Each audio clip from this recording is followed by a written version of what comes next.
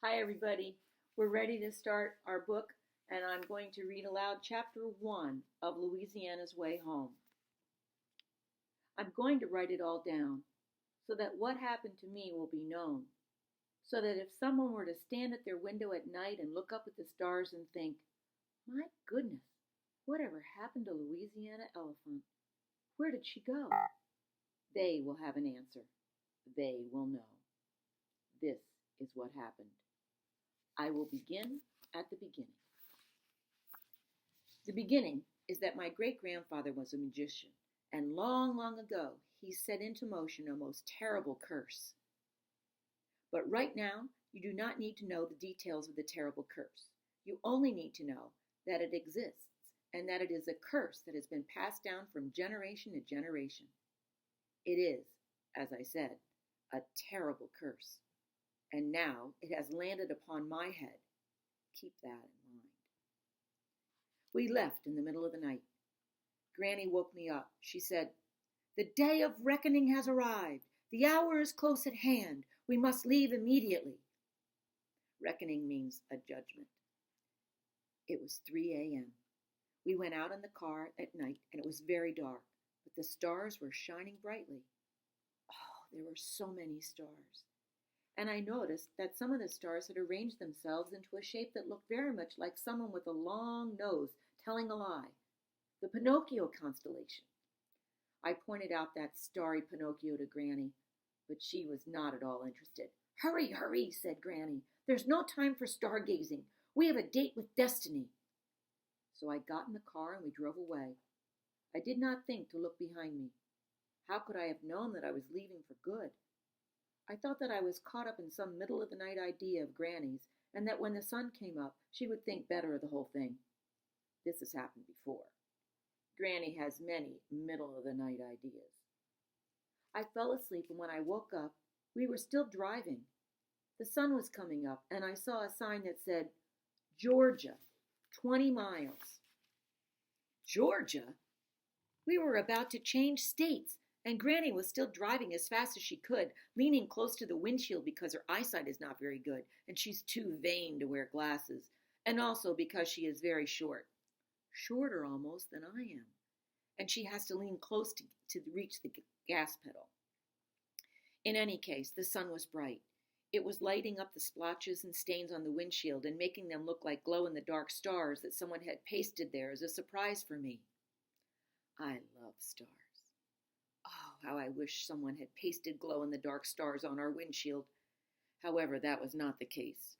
I said, "Granny, when are we going to turn around and go back home?" Granny said, "We are never going to turn around, my darling. The time for turning around has ended." "Why?" I asked.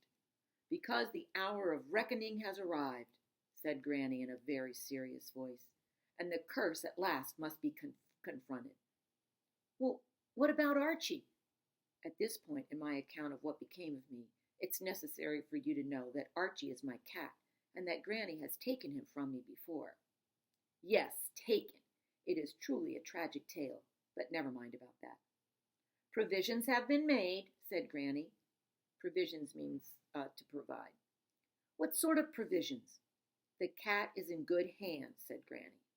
Well, this was what Granny had said to me the last time she took Archie, and I did not like the sound of her words one bit. Also, I did not believe her. It's a dark day when you do not believe your Granny. It was a day for tears. I started to cry. I cried until we crossed over the Florida-Georgia state line. But then something about the state line woke me up. State lines can do that. Maybe you understand what I'm talking about, and maybe you don't. All I can say is that I had a sudden feeling of I always hate that word, irrevocableness, and I thought, I have to get out of this car. I have to go back. And that word means unable to change. So I said, "Granny, stop the car." And Granny said, "I will do no such thing." Granny never listened to other people's instructions. She's never heeded anyone's command. She's the type of person who tells other people what to do, not vice versa. But in the end, it didn't matter that Granny refused to stop the car, because fate intervened. And by that I mean to say that we ran out of gas.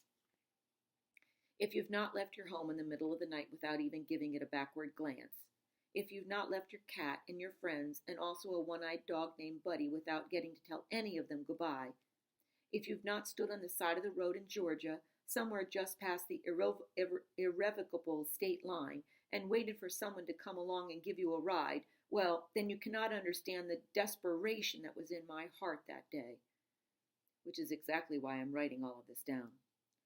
So that you will understand the desperation, the utter devastation in my heart. And also, as I said at the beginning, I'm writing it down for somewhat more practical matters. And those more practical matters are so that you will know what happened to me, Louisiana elephant. That's the end of chapter 1. There'll be another sheet or two of files that you can look at and download or look at on the screen. These questions you can answer in classroom. We're trying this for the first time, so if it gets too cumbersome, we will find another way for you to respond. But for now, hope you enjoyed the first chapter, and it's whet your appetite a little bit to find out what else is going to happen to Louisiana. There'll be a new chapter every day. Since this is Thursday, you'll have one more tomorrow on Friday. Then we'll take a break over the weekend and come back with a new one on Monday. All right, I hope everybody's doing well. I miss you guys very much.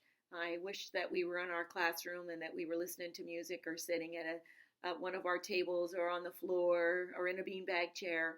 But I know you're going to find a great spot to listen to this at your home. So we're doing the best we can with what we have, and I know you're going to rise to the occasion. All right, I'll be back tomorrow. See you guys then. Bye-bye.